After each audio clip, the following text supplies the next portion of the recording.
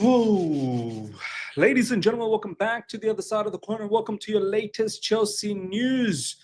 Filip Jorgensen, ladies and gentlemen, Filip Jorgensen, he is not happy. He is not happy. He wants more minutes. He is looking at the World Cup and thinking, I need to be playing a lot more for me to break into the World Cup squad and represent Denmark at the highest level.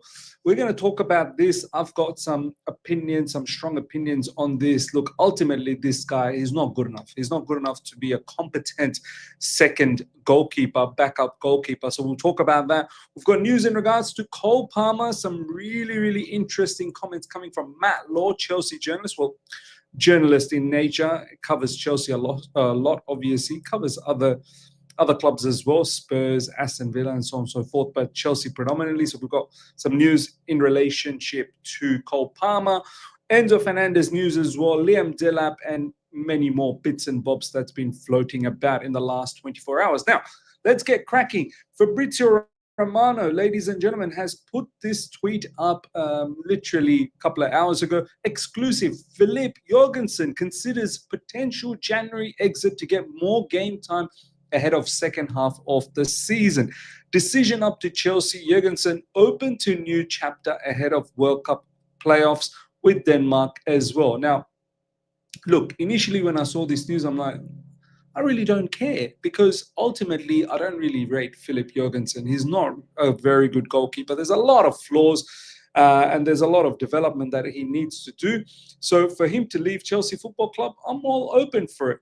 But when you think a little bit deeper, you start thinking, well, who's going to be the backup goalkeeper? We need a backup goalkeeper. And, Slolina, I don't think he's good enough as well. A lot of people have been talking about Penders, Mike Penders. Now, look, where I disagree in bringing Penders back is he's playing full-time at the moment at Strasbourg. He's actually having a very good season. You don't want to disrupt that. You want him to continue having that fantastic season at Strasbourg, not just in the Ligue 1, but also in the Conference League. Strasbourg could do something. So, you want Mike Penders, who is, pinned down, penciled down as the future of Chelsea Football Club. You don't want him to return back to Chelsea and be a backup. He's playing regular football at Strasbourg under Liam Rossinen. Let him continue. Don't disrupt that development. It's very, very important that he continues in that vein over there and learns as much as he can, as opposed to coming to Chelsea Football Club and being a backup to Robert Sanchez. Now, a lot of you guys might be sitting there thinking, Miz, backup to Robert Sanchez. Are you having a laugh? He will definitely start. No, right now, Sanchez is going to start. You need to get someone a little bit more experienced, a little bit more better to, dislodge Sanchez. Someone like Mike Mignon. Now, that's another name that's getting thrown around, but I don't think Chelsea is going to explore Mike Mignon anymore. I think that deal has long gone by with AC Milan, so I don't even think we need to worry about that. Coming back to Filip Jorgensen, though, this is where I think Chelsea will probably not entertain this. Chelsea will seriously, I feel, and this is what I would do. This is my opinion. I would sit down with Filip Jorgensen and say, look, think about, let's reassess your career in the summer window. We'll look to sell you. Right now, Filip Jorgensen wants to leave, or in the January window, he wants to leave. He ain't going to get a top club anyway. He's probably going to get another mediocre club, and that club is probably not going to be good in terms of defending. They're going to concede a lot of goals, and Filip Jorgensen is going to be made to look even worse. He wants to participate in the World Cup. He's going to be in the World Cup anyway. Denmark's number one goalkeeper is Kasper Schmeichel. You're not dislodging Kasper Schmeichel. Schmeichel will definitely be the number one goalkeeper for Denmark in the World Cup. There's no two ways about that. Absolutely no two ways about that. So you're going to go to the World Cup anyway as a backup. There's no way you're going to get a move in the January so good. The move, you're going to go to a team that's defensively very, very good. You don't concede that often, and then you're going to break into the Denmark team as a number one goalkeeper. I don't think so. And then again, Denmark has to qualify. They're in the playoffs. You're not going to be the goalkeeper for the playoffs. So if I'm Filip Jorgensen, I understand. I get the fact that you want to play more regularly. I get that. At Chelsea Football Club, you're not getting that. I fully understand that. But I think you need to reassess in the summer, because if you think you're going to break into the national team as the number one goalkeeper, that ain't happening. That's just not going to happen. regardless of wherever you go. And where do you think you're going to go? Serie A, in a mid-table team over there? No top clubs in this area is going to take Filip Jorgensen. No Premier League teams are taking Filip Jorgensen. That's a certainty.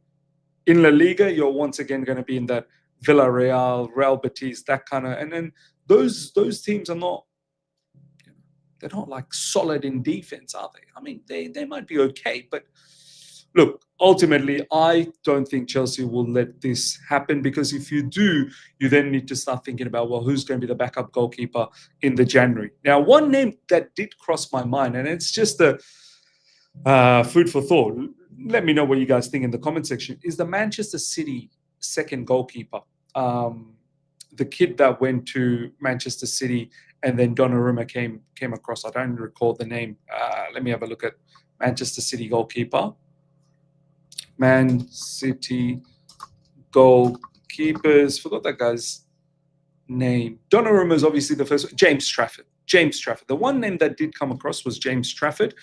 You know, we've got links with Manchester City. I believe James Trafford is Manchester City academy product as well. And that is a name, and you know how we operate with Manchester City academy products. So that is one name that sort of came to my mind. Stefan Ortega, another one, but I think he's too old for our liking, even as a backup goalkeeper. But James Trafford could be a name that I think that could materialize, because he wants to probably start, and he could potentially start at Chelsea as well. I don't know, but it'll be good competition for Robert Sanchez. So that's one name that I could think of. This is why I'm thinking, look, overall, I don't think this is viable. Chelsea's just going to say to Filip Jorgensen, calm yourself down. All right, see out this season, and we'll think about your future in the summer. You're going to be in the national team anyway, regardless, so you don't need to worry about that. Ladies and gentlemen, let me know your thoughts. How do you feel about this news about Filip Jorgensen, and what would you do in the January window if you were in Chelsea's shoe? Yeah, let me know. Let me know your thoughts. Next up, ladies and gentlemen, Cole Palmer has returned to the grass at Chelsea's Cobham training ground and will step up his work as long as he does not suffer any setbacks to his recovery from a groin injury that dates back to the Club World Cup. So it's been going on for a little while. But the good news is he has now started doing grass training, and hopefully very, very soon he's going to be training with the team. I still believe the Burnley game is probably a bit too early for him. And if that's a bit too early for him, then potentially the Barcelona game is probably too early for him. I do expect him to maybe feature against Arsenal off the bench as his first few minutes coming back into the into Chelsea's team, first team. So we'll see what happens, how the progress is over the next couple of days. We'll see whether he's actually joined first team training. If he has, then maybe he gets some minutes off the bench against Burnley, and then maybe he potentially gets a start against Barcelona, or perhaps more off the bench time against Barcelona. But we'll see. We'll monitor. But the good news is he is back, on the way back, and returning for Chelsea Football Club, which is fantastic news. Chelsea's Champions League game against Barcelona has been loosely suggested as a possible return date for Cole Palmer. If he does not quite make that game, then he will hope to play as soon as possible after it, with Chelsea entertaining Arsenal 5 days later. 5 days later is the fixture after Barcelona. Is that 5 days? I don't think so. So you got Burnley on Saturday, and then you've got Barcelona on Tuesday, and then you've got Arsenal on Sunday. So Wednesday, Thursday, Friday, Saturday. Yeah, well, that's right. Actually, it is 5 days later. So yeah, look, potentially, I think the Arsenal game is where he's probably going to feature. I just feel that Burnley and Barcelona might be a little bit too early for him. He may still come off the bench and get some minutes, maybe 5-10 minutes at max, just to get a little bit of match fitness going on. But very, very exciting times that one of our best players in terms of attacking prowess is returning back to Chelsea Football Club. Cole Palmer's closest friend in the Chelsea squad is Tosin Adarabioyo, but he has also struck up a good relationship, good early relationship with Estevao Willian Esteval. Why is it called Willian Esteval? Esteval Willian. I don't know. Is it Willian Esteval? Esteval Willian? Look, the bottom line is, yeah, we already know that he's very, very close mates with Tosin, but unfortunately, that's going to have to end. I would like to see one of the players that leaves in the January transfer window, one of them being Tosin. I don't think he's got a future at Chelsea Football Club. He really isn't good enough. I wasn't too impressed last season either. A lot of you guys were. Me personally, I wasn't.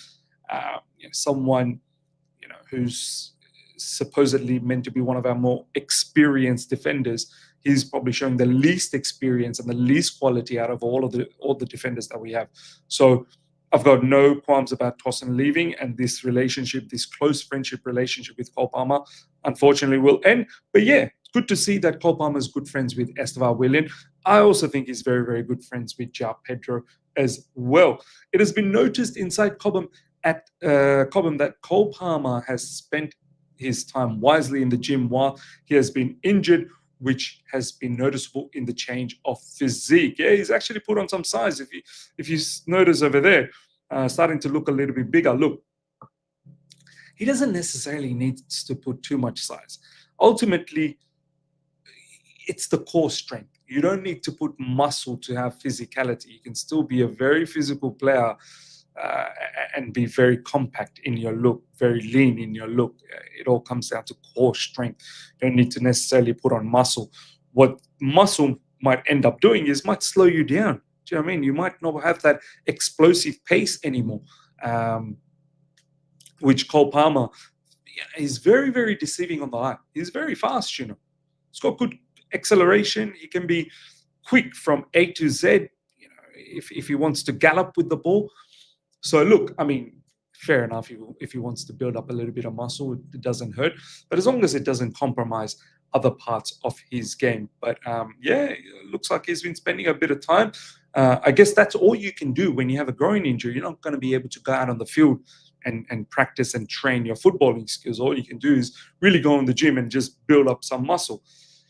While Cole Palmer is not one of the vocal members of the dressing room, he is part of the Chelsea leadership group and is described as being glue within the club, as somebody who can connect with different ages and profiles of people. Yeah, look, I've always said he should be looked at as one of the leaders. He's one of our most important players when it comes to the attacking side of things. And I feel like he's now been at Chelsea Football Club for a substantial period of time. This is his third season under his belt, under Chelsea Football Club. And of course, he should be a leader and he should be guiding the young players, and he should be looking at this Chelsea team as his own, a team that should be revolving around him, being the center of attack. And then you utilize your Esteval Williams, and then you give on that message to Esteval Williams down the track for him to become the main attacking attraction at Chelsea Football Club.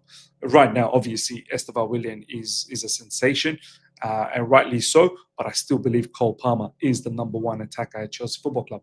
Enzo Maresca is not only a fan of, so that's all of that in regards to Cole Palmer. Ladies and gentlemen, let me know your thoughts in the comment section now. In relationship to Pedro Neto, Enzo Maresca is not only a fan of Pedro Neto's quality out wide, or as it stands in number 9, his position when he scored against Wolves, but also his demeanor. Look, I've always said, I rate this guy. I know a lot of you guys don't. You always comment, this guy's not good enough, this, that, the other. Me, personally, yes, he can provide a lot more goals. Yes, he should do a lot better when it comes to wing play. But I'm starting to think he's probably more suited in the central areas. Start out wide, come into central areas, and more link up, give and go, pass and go, pass and go. Where he probably lacks right now is his quickness, his thinking process when he's in out wide positions. He seems to just dwindle around too much. He needs to be on the front foot. As Connor said in the All You Can Eat Chelsea latest episode, whenever he gets the ball out wide, he takes too long, too many touches, and then attracts too many defenders towards him, where he can't end up doing anything besides passing it sideways or backwards. So he needs to have that front foot and really take advantage when he has that 1v1 opportunity and deliver far better crosses than he has been in recent times, and look for players like Pedro and Liam Delap in the box, because those guys can be utilized, and their aerial ability needs to be needs to be fully used up. But right now, Pedro Neto, his crossing is in complete disarray. He can cross a lot better than that, though. We've seen him do that. So it's not like he's foreign to it. He definitely can produce a lot better. But it's not a surprise that Enzo Maresca really rates this player. His hard work off the ball. People will disrespect this. People will be like, you know what, Miz? He's a winger at the end of the day. Off the ball work rate is not his first form of duty. But it matters. It brings balance to the team. This is why he starts. If others can pick up the same level, then sure. But on top of that, he's also looked at as a leader, in my opinion. This team needs all the leadership possible. And Pedro Neto is definitely one of the leaders as well, I believe. So, look, I'll forever rate him. I like the player. Do I think he needs to do a lot more for us in terms of attack? Of course he does. Of course he does. But I'm pretty sure he'll be able to deliver on that front as well, because he's not a numpty when it comes to attacking, skill set. He's not a loser. So, and it seems like Enzo Maresca believes that as well. Chelsea's teen sensation Estevan is breathing down Pedro Neto's neck and pushing hard for a first Premier League start since September.